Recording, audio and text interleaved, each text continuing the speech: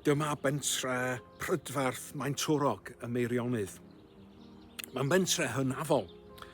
Sefydlwyd yr eglwys y tu ôl i fi gan Santwrog, cenhadwr i Gymru, oedd wedi cael ei eni yn Llydaw yn ôl y sôn, ac oedd yn byw yn y 6eg ganrif.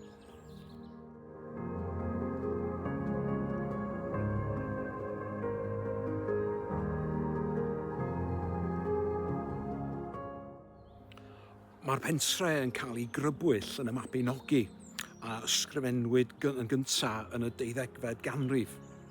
Mae'n nodi bod pryderu wedi gladdu y Maentwrog ger y Felen Rhyd ar ôl cael ei ladd gan y dewin Gwydion ar lannau Afon Dwyryd.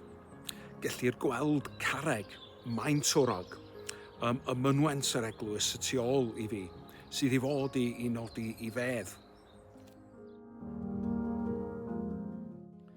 Mae llyfr Wild Wales gan George Borrow a gyhoeddwyd ym 1862 yn cynnwys digwyddiad difyr a ddigwyddodd yn nhafarn y Greps.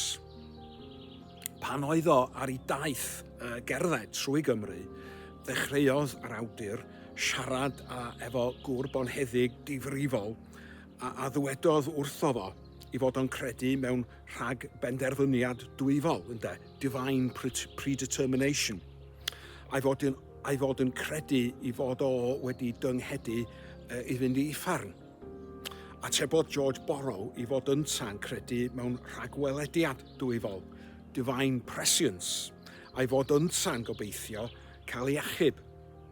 Ar ôl trafod hyn am gryn amser, mi adawodd Borrow y Bonheddwr, gan nodi i fod o'n edrych yn druenus iawn, gan ddarganfod efallai nad oedd mor sicr o fynd i uffern ac yr oedd o wedi tybio hyd yn hyn.